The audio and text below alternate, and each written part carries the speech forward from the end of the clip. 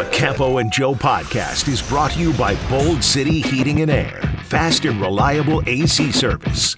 Welcome in, Campo and Joe, on the air, ready to rock and roll with the podcast. Joe C. from XL Primetime, noon to 3 weekdays on 1010 XL 92.5 FM. And my man, our head coach, Dave Campo. And we appreciate if you're tuning in on Facebook Live or wherever you catch us in podcast form via our ugly mugs or the audio version of it, because they can tune in without looking at us if they want to. Well, I used to really enjoy doing the radio until they started putting these podcasts on film and also, Facebook Live and all this stuff. They said I had a great face for radio. Yes, now exactly. all of a sudden, I got to have a face for both. Now you got to get a haircut, make sure you're looking sharp. Watch what you put on. Everything. Exactly. Well, listen, we're happy to have you. We know all of Duval's happy to have you. As you know, here we are, and I hate to keep doing this, but each time we've come on, this is about the time the Jaguars season ended a season ago. Well, we're a week removed from that, and we come out of Championship Sunday, but it doesn't mean it wasn't on the minds of Jaguar fans. How did that team get there, and this team had to stay home? So we're going to attack it from that angle. And we're also going to get into the Trent Baalke presser that came up last week after we did our Campo and Joe podcast. And I do think you have some thoughts. I know I've got some thoughts on that as well. So we'll get to it. But let's just start off with the actual football from the weekend before we talk some Jaguar football. Championship Sunday. And no better guy to ask than a guy who's been a head coach in the NFL, has coached in this environment as a defensive coordinator, as a defensive assistant. How big is Championship Sunday? Well, it's huge. That's the culmination of what you've gone through in your entire, regular season, because if you win this one, you're in the ultimate prize and have a chance to walk out of there with a ring. So I've said many times that the excitement over winning the championship game, whether it's the AFC or the NFC, in a lot of ways is more than the Super Bowl, because you know how hard it is to get to that game. Now, obviously, it's exciting when you win the Super Bowl, but at the same time, you played in the ultimate game when you get there. Yeah. So winning the games this weekend, it was used. I always say that yesterday, was the greatest day of the whole year, because you got done what you needed to get done to get an opportunity to be the best. Like you wake up, you're like, I'm going to play in the Super Bowl. Yeah, and plus you've got a week to kind of savor it. Yeah. Now you're working, but you savor it, but the real deal starts next week when you get ready for it. Yeah, I always like to equate it to the Final Four. Yes. It's hard to win a national championship in basketball. You were at Kansas, so you know Rock Chalk Jayhawk. You know how passionate they are about their basketball. And it's so hard to do that, but it's also very select company to be in the Final Four. Right. And this football team has experienced the Final Four now 3 times, 96, 99, and 17. Right. And so you know how tough it is. Just take a look at the length of this franchise's existence, how hard it's been to get there. Well, I think you're right on it. I mean, you look at basketball. I'm a Kansas basketball fan. Bill Self has been the head coach there for 21 years. Yeah. He's got 2 national championships. Now, he's been in the Final Four about 7 or 8 times. So, he's a great coach, great career. But to win the whole thing is very difficult. And football's the same way. There's only been 57 of them. 58's coming up. Yeah. And it's so funny, Coach, when you think of what the 49ers have done, and look, this is a lesson in excellence. Right. And it spans decades, it spans coaches, it spans quarterbacks and all the other great Hall of Famers. But when San Francisco was first getting to the Super Bowl, I'm trying to remember if Jerry Rice was on that first Super Bowl winning team or not. Bottom line is, the GOAT was just beginning his career in the National Football League. You were coaching at a high level at that particular time. And then there was a big gap, and then they made it back. Jim Harbaugh's bunch made it back, but they didn't win. And then they made it back. We're going back 4 years, but they didn't win. Right. And now they're back again against the team that beat them in the Kansas City Chiefs. They have been to the championship game, Coach. I'm just looking for my numbers. Somewhere in the neighborhood of 17 times. Right.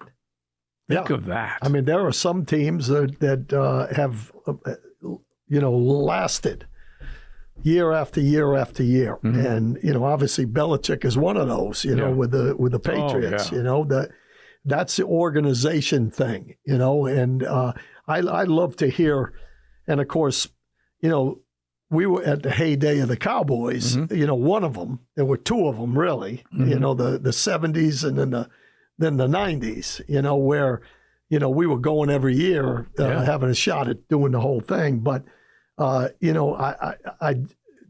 listen to, when you look at a team like the Patriots and they do it year after year after year, well, San Francisco's been able to do it, back up, do it again. So they're one of the top franchises, and I hate San Francisco, by the way, rightly so, because right? those were our rivals back when we were really rolling. But you look at Kansas City. I mean, Kansas City's got an opportunity to do something that I believe we did it back to back. The Patriots did it back to back, correct? Has anybody else done it back to back? The Denver Broncos. The Denver Broncos. Only 3 in the history have done it back to back. Well, Pittsburgh did it back to back, but you are going way back. Okay, so 4. Yeah, because Pittsburgh 1-2, missed 2, 1-2. Okay. Denver, it looked like Green Bay was about to do it back to back. Right. Denver beat them and then went and won again. Right. And then in the 21st century, you're only looking at this would be the first repeat champion since the Patriots. Right. And so you're talking about how tough it is, and the fact that they have been to 4 Super Bowls in a 5-year span. Unbelievable. Wow. That's why I picked them this past week, because a champion is a champion until they're not. So, but getting back to this weekend, that arguably is the best 4 teams. Yeah. Now, and I know that some games come down to 1 or 2 things that make the difference, and there might be another team that was as good as some of those. Yeah, like I thought Buffalo could beat Kansas City, and they were close, but they didn't get it done. And so, this is the ultimate, is getting a chance to go to that last game. All right, so we're going to talk DNA here. We're going to talk coaches, performances, all this kind of stuff, and we are definitely trying to tie it back to Jacksonville. So at least listen to this show, even though we talk about other teams a little bit in the mindset of we're talking about what wins and what is excellent, and then you're hoping that you can have some of that come to Duval. But I think to myself, Coach, the way I pitched it to you on XL Primetime is that these were 4 either red-hot teams or consistent teams throughout the season. That's how they got to where they are. Kansas City, you might even say they started slow and then just slowly built the offense around Pat Mahomes, found the pieces that he liked, and they just slowly inched up. And that defense was always there to basically carry the day for them. And then you look at the Baltimore Ravens, as we stay on the AFC side of this first.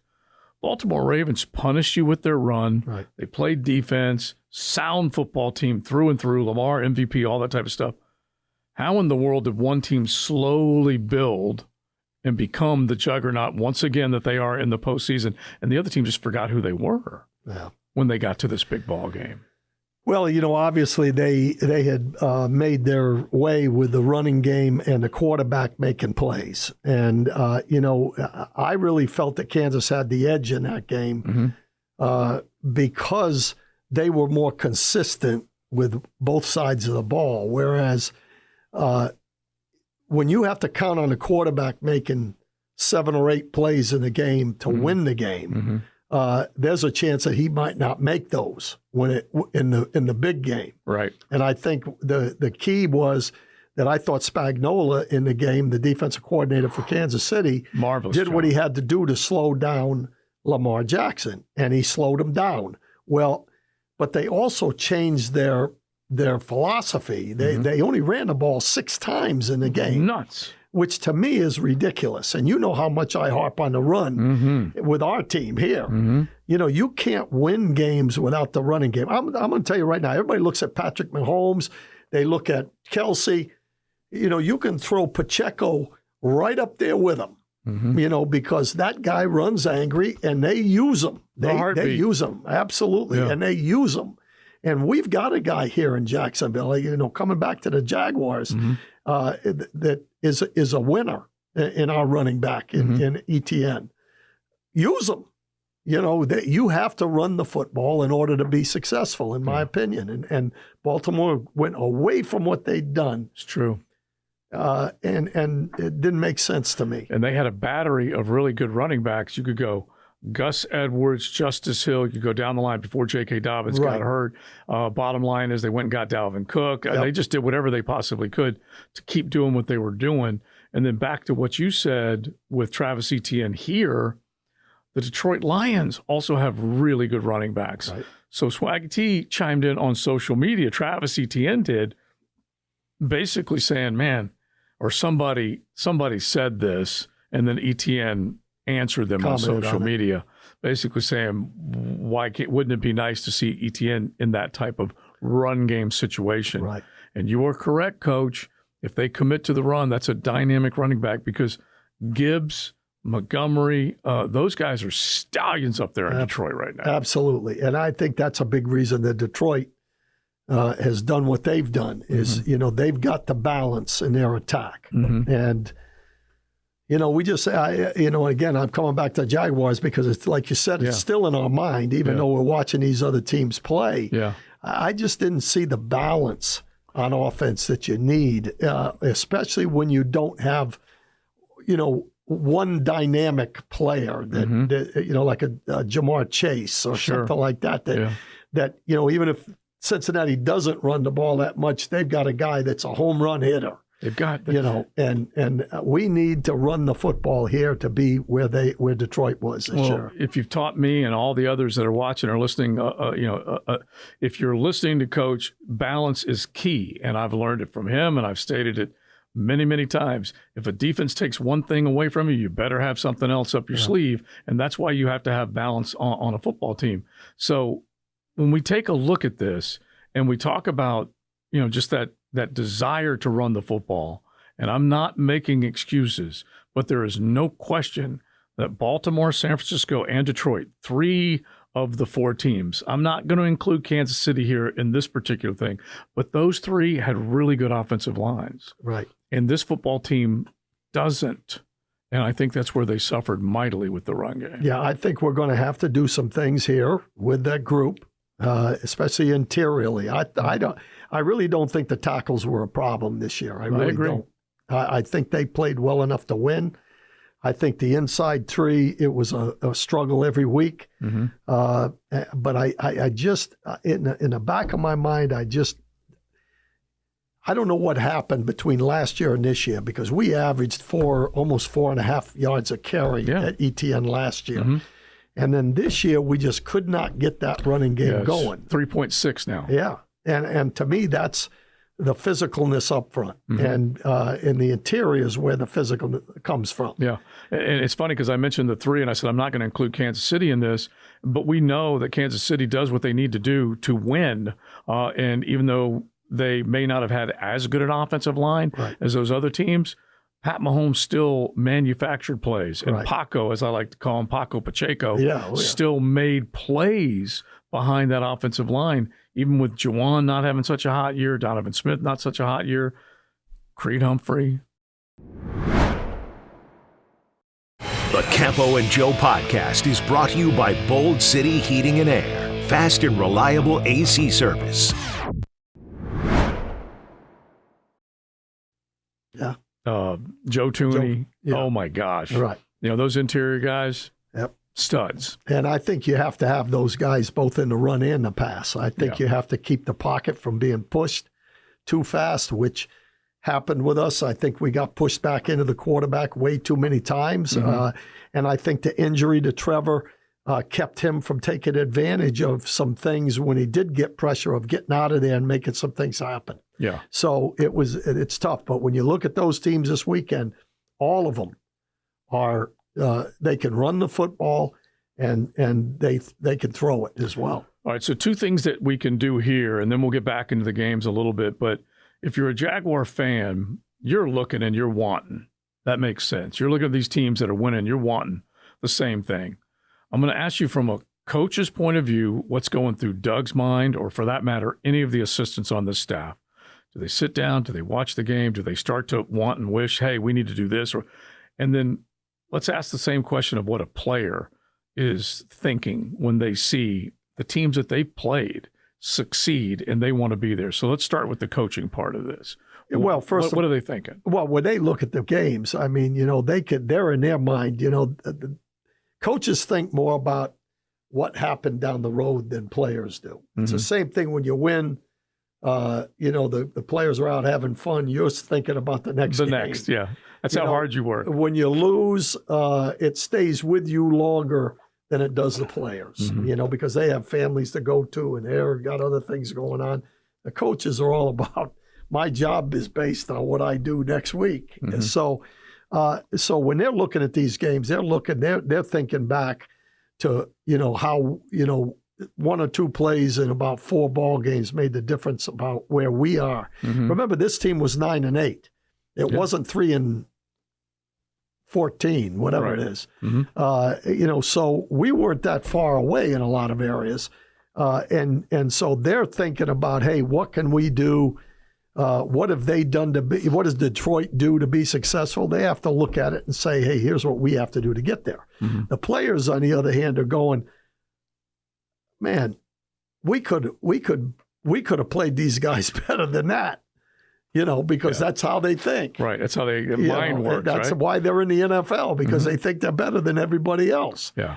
So it's a rough day for the guys that are just watching those guys in the championship games, I can tell you. And then comes the next question as far as either coach or player or whatever. What are you willing to do? What type of work do you have to put in to get there? And so that's the hunger aspect of this, the want in it. And you can't just say, I want it more than anybody else, therefore I'm going to get it. Yeah. It's the work and it's the organization, and all that's obviously will have to happen in the offseason. Well, every time you speak to somebody, when I talk to people, everybody wants to win. But not everybody is willing to win. Yeah, it's a good way to put it. That's based on how they do get themselves ready to go. And, to me, I think something, had to have been lost in that last part of the season. I don't think it was talent loss as much as it was something else, whatever was going on in the locker room or however they lost their way. Yeah, well, let's just lay this out there just a little bit. It was basically a lost season from December on. Everything was in front of them. And yes, there were injuries. The Chris Kirk injury happened the same time this team fell apart, basically, because that happened on a Monday night, and this football team could not pick themselves up and out Jake Browning and the Cincinnati Bengals when they needed to. 65 points went on the board, whatever the total number was, and they couldn't get it done. And at that point, it just went down. So it was a season December down the drain, basically. But based on our conversations, the people that we talked to, that there was some finger pointing, there was some infighting that was going on. And collectively, Doug Peterson has to look at all of that and say, we got to fix this, man. We can't have that happen either this offseason or at any point in the season. Right. Well, I hope this was a wake-up call. Yeah. Because I think they had that it factor, or whatever it is, at the end of the year last year, and they thought it was just going to automatically happen.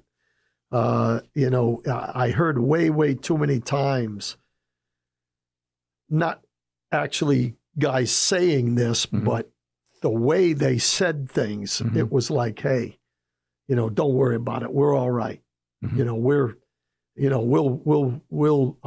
heard Trevor say it 100 times. Our guys, we've got good people in here. We're going to practice this week, and we're going to rebound. Yeah. Well, they didn't rebound. No. And so, I think there was. I don't like to use the term complacency, but I don't know what else you term it.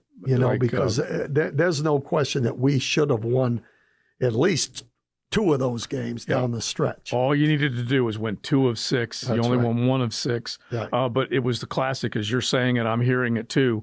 We know what we did wrong. We've got the corrections. We'll make them, and we'll be.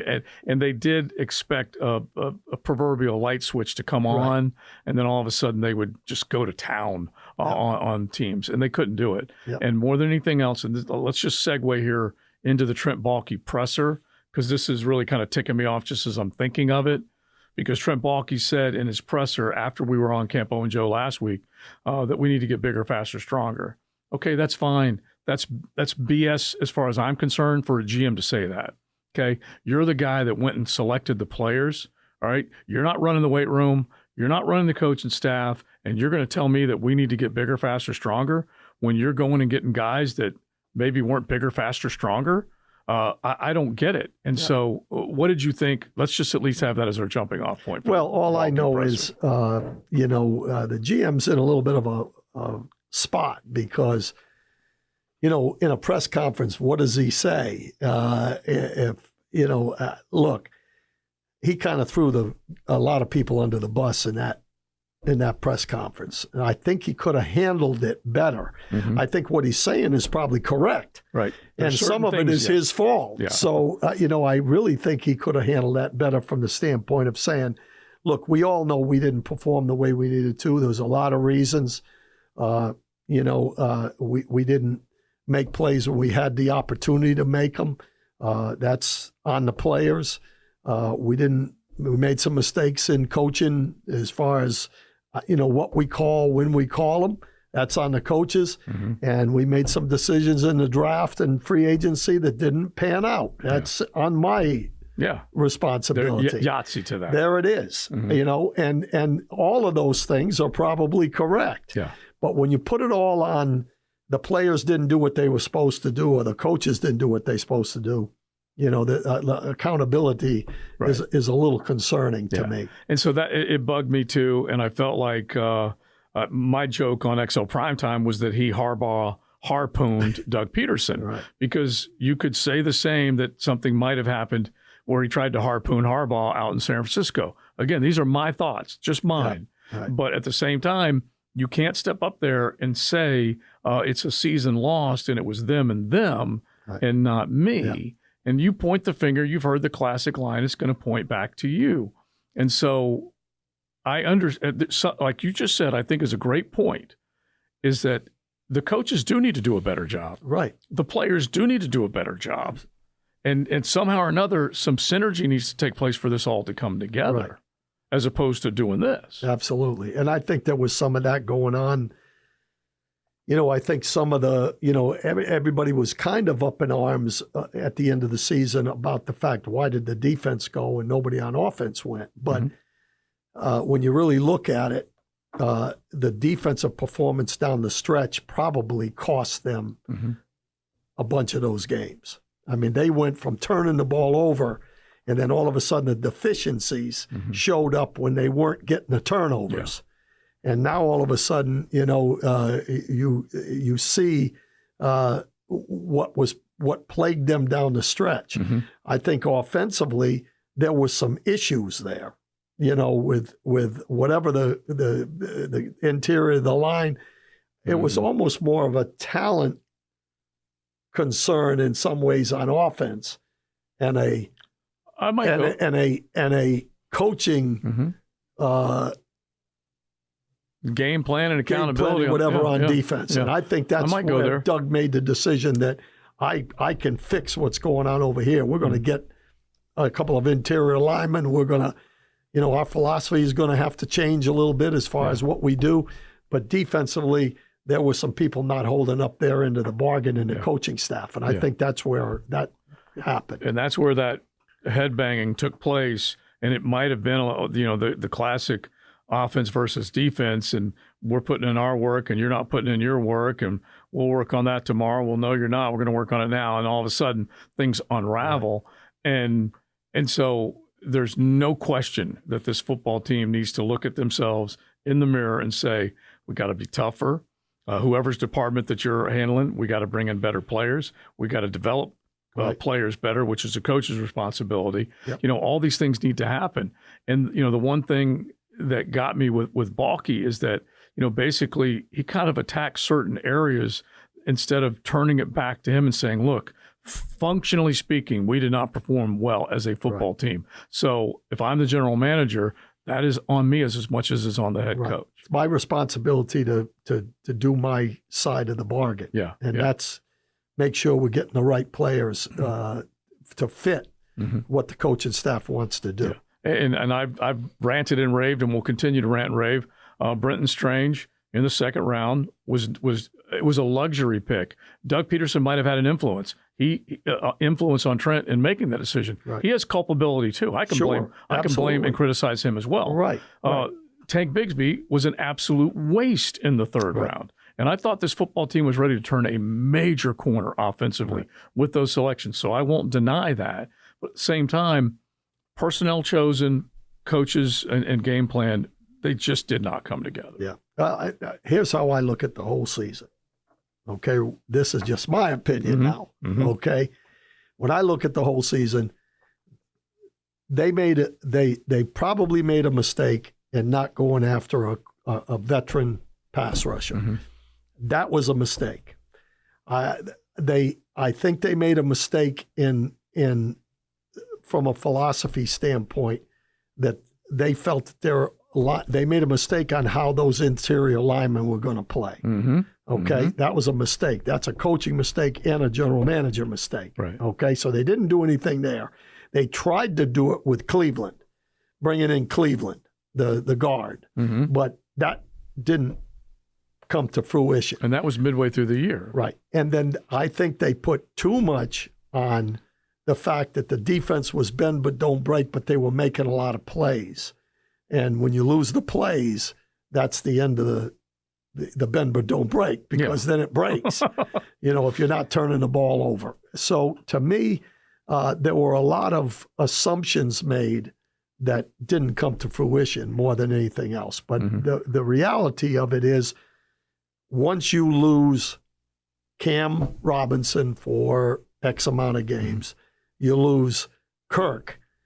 Zay Jones basically was nothing during the entire year. Half a season missed. The best return man and the gimmick man was hurt in Agnew for part of the year.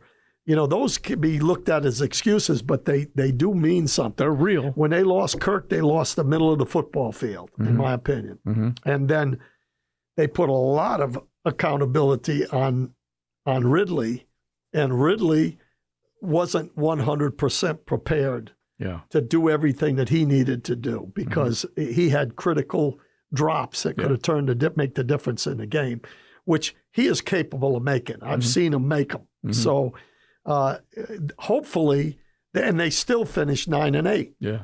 So you look at it from the standpoint is we better not stand pat.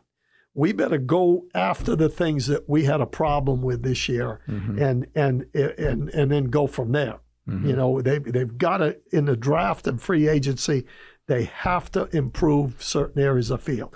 The interior of the defensive line, the interior of the offensive line. They're going to need a corner if this guy's going to run a man passing game, which I don't know. Trent, I don't know if he did his homework the other day when he said that the guy he was the leading press corner guy in the National Football League. Yeah, he walks his guys up to the line of scrimmage. Yeah, and so, so that's what they need to do. But fortunately, if I'm sitting there, I'm feeling okay because we were 9-8. Yeah. It's not like we were 3-15, 14. The classic, as we wrap this up, the classic question, Trent Baalke, on what the offense has to do better to perform at a higher level in 2024. I'm not a coach. Those are questions for coach. I think if I look at it from a big picture, create an identity. Who are we? And then he went on and told that's you. Throw it under the bus, too. Yeah. Right there. And then he went on and told you what he was leaving up to Doug Peterson to say, and then real quick on what Coach was saying on if the hiring of defensive coordinator Ryan Nielsen was done by Coach Peterson. And he says, I think I answered that. Coach owns the staff just like they do in most places, and no different here. We collaborate, we work together, and then basically went on to say that some of the stuff that's been talked about with his man coverage isn't all true. Yeah. More true. Yeah. Yeah. All right. We got the rest of the offseason to tear into this. We're going to do free agent and draft as much as we can. Probably zero on free agency first. That Calvin Ridley question will probably be one of the things we do next week that we get into it. All right, Coach, as always. All right. Dave Campo, Joe C. Let's at least give our offseason nod as we get ready to go into the offseason, hoping we get back to the postseason. This presentation of the Campo and Joe podcast is brought to you by Bold City Heating and Air, fast and reliable AC service.